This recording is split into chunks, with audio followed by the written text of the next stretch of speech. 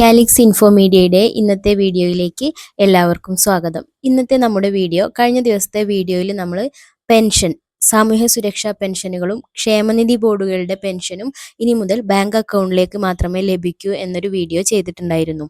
അപ്പോൾ ഈ ഒരു വിഷയത്തിൽ എല്ലാ പെൻഷനേഴ്സിനും ഉള്ളൊരു സംശയമാണ്, നമ്മളിപ്പോൾ തന്നെ വീട്ടിലേക്ക് പെൻഷൻ വാങ്ങുന്നവർ ബാങ്ക് അക്കൗണ്ടിലേക്ക് പെൻഷൻ മാറ്റാൻ വേണ്ടി പഞ്ചായത്തിലൊക്കെ അപേക്ഷ കൊടുക്കേണ്ടതുണ്ടോ എന്നുള്ളത്. എന്നാൽ അങ്ങനെ ഒരു തീരുമാനവും തുടർ നടപടികൾ സംബന്ധിച്ചും സർക്കാരിന്റെ ഭാഗത്ത് നിന്ന് ഇതുവരെ യാതൊരു അറിയിപ്പുകളും ഉണ്ടായിട്ടില്ല.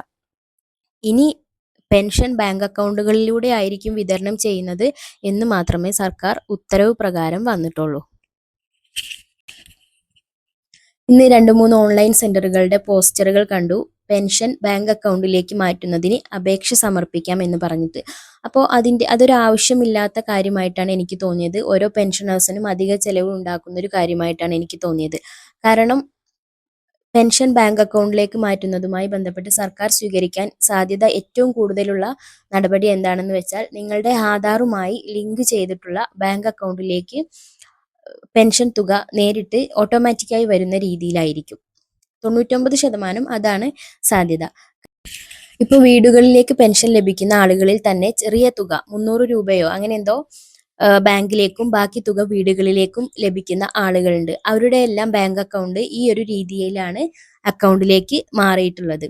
അപ്പോൾ ബാങ്ക് അക്കൗണ്ട് മാറ്റുന്നതിനായി, പെൻഷൻ വിതരണ രീതി മാറ്റുന്നതിനായി ആരും വ്യക്തിഗത അപേക്ഷകളുമായി പഞ്ചായത്തിലൊന്നും കയറി ഇറങ്ങേണ്ടതില്ല.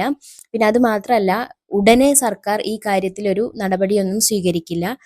അടുത്ത മാസത്തെ പെൻഷനും കൂടെ ഒക്കെ വീടുകളിലേക്കൊക്കെ എത്തിച്ചു തന്നതിന് ശേഷം ഇത് സംബന്ധിച്ച് തുടർ നടപടികൾ ഉണ്ടാവുകയുള്ളൂ എന്നാണ് അറിയാൻ സാധിച്ചത്. അപ്പോൾ ആരും അങ്ങനെ ഇതിന്റെ കാര്യത്തിൽ ടെൻഷൻ അടിച്ച് ഓൺലൈൻ സെന്ററുകളോ പഞ്ചായത്തോ ഒന്നും കയറി ഇറങ്ങേണ്ട ആവശ്യമില്ല.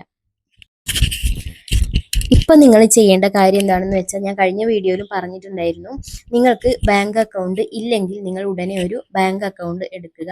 ഇനി ബാങ്ക് അക്കൗണ്ട് ഉള്ളവരാണെങ്കിൽ അത് ആധാറുമായി ലിങ്ക് ചെയ്തിട്ടുണ്ട് എന്ന് ഉറപ്പുവരുത്തുക. അതുപോലെ തന്നെ അക്കൗണ്ട് ആക്റ്റീവ് ആണെന്നും ഉറപ്പുവരുത്തുക. ചിലപ്പോൾ പ്രായമായ ആളുകളുടെ ഒന്നും അക്കൗണ്ട് ആക്റ്റീവ് ആയിക്കൊള്ളണമെന്നില്ല.